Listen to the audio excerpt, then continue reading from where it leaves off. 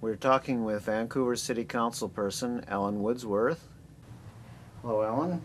I'm interested in knowing what your roots are in terms of becoming a gay lesbian activist and what you've done through your life. Well, first of all, I'd like to thank you for documenting the early stories of the gay and lesbian movement in Canada. I think this is a very important part of liberation movements in this country, although it's probably not the first wave, but at least we can record these parts of it before they are totally lost. So thank you for your work. You're welcome, and thank you for your work, too. I grew up in a family that was very active in social movements in Toronto, Ontario. And my name is Woodsworth. My great uncle was J.S. Woodsworth, and Grace McGinnis was my cousin. And I'll tell you a little story about Grace when we get later on into my story. Both of my parents were active in movements, from the nuclear disarmament movements to the early movements for childcare, for women's liberation. My mom was the first national YWCA representative on the status of women, NAC, National Action Committee on the Status of Women. My father was president of the Canadian Campaign for Nuclear Disarmament. My mother grew up in a farming family in southern Ontario, and my father was born and raised in just outside of Kobe, Japan. His father was a professor of English and theology at a university in Conseil-Gauquin. And so I was very aware of both international events and also aware of social movements. So when the reading around the house was everything from Du Bois to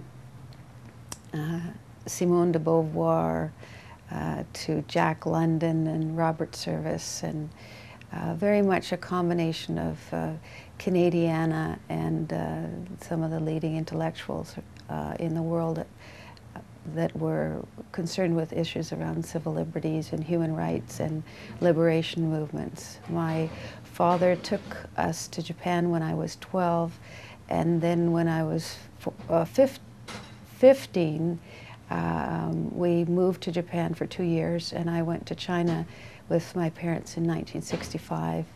And then when my father retired, he went and taught in China for 2 years, and I went and visited him in China. So I was very aware of what was happening in the early days in China and the civil rights movements within that liberation movement that came to power in 1949. And I grew up with 2 older brothers, so I was aware of the inequities, even within a progressive family, between men and women and older siblings and younger siblings. And by the time I was sort of just around puberty, I became aware that I was very attracted to women. Fortunately, I was in a background where I'd read some literature about homosexuality, so I knew of homosexuality, though it wasn't anything that I was, some friends of my parents were lesbians, and some of them were gay, but I didn't have a close relationship with anyone at that time. How old were you when you decided that you were probably lesbian then? I didn't decide I was a lesbian probably till just after I came back from the abortion cavalcade. In some ways it was a coming out personally, but it was also very much a coming out politically. So I came out as a lesbian feminist. I guess that was in around 1971. I was very much aware in Japan of being very badly in love with one of my classmates in school. At the same time, I was dating guys and going to events with guys, and but my closest friends were all women, and there was this particular woman, Cynthia, that I was very much in love with.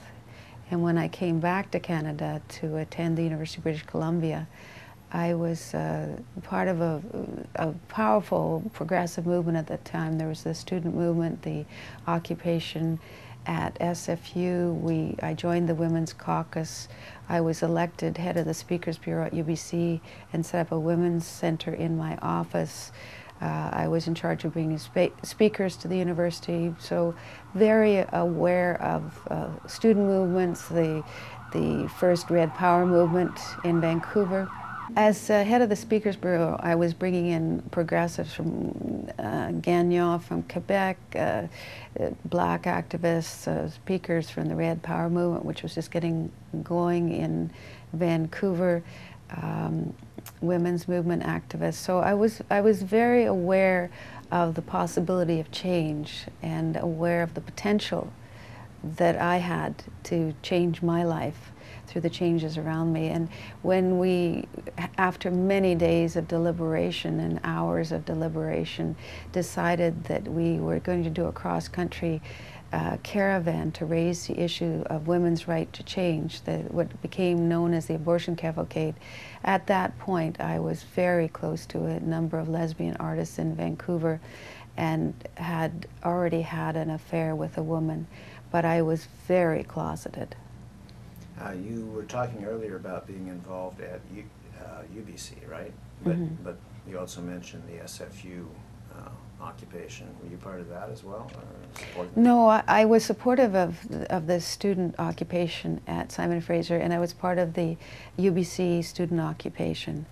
And you know, it was an amazing time. We all thought we could make significant changes in the world and make the world better for everyone, including the academic context, and challenging the money that was pouring into the universities from the corporations, and they would set the agenda of research, as well as the format of learning. And we had a lot of concerns about how the university could be used to advance a more civil liberties agenda.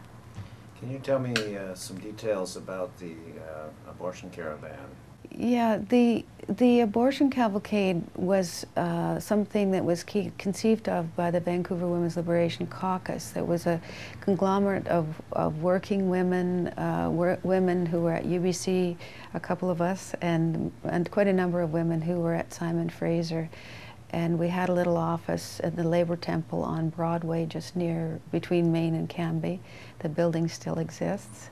And we decided we wanted to find an issue that brought together women from all different contexts, young and old, First Nations, new immigrants, and students and working women. And abortion seemed to be a clear issue. At that time, women were dying from illegal abortions. They were doing their own abortions. Doctors were deciding that they would abort First Nations women without telling them what they were doing. Women in mental hospitals were being sterilized. Women did not have the right to choose how their bodies were being treated. And this was just one aspect of it. So we talked to the Toronto Women's Liberation Movement and the women movement in Quebec, and smaller groupings of women's organizations across Canada, and we agreed that we needed to bring this to attention. We needed to bring attention to what the medical industry was doing to women's bodies. There still was not birth control on demand. Many of the birth control methods did not work, and women weren't able to freely get abortions. They were going to Japan, they were going to the United States, and many women were having unwanted children with serious repercussions for them and for their children. So we decided we would start from Vancouver with a number of vehicles, and then we would drive across the country talking to the media, talking to women's organizations, and drawing attention to what was happening across the nation, but also in those particular communities, to give some strength to those women who are terribly isolated in their individual situations. So you were picking up people joining the caravan on the way, or the cavalcade on the way? Yes, women would join us. Sometimes some of them came all the way to Ottawa, and some would just come for a portion of the caravan, come from one city to the next, or maybe across their province.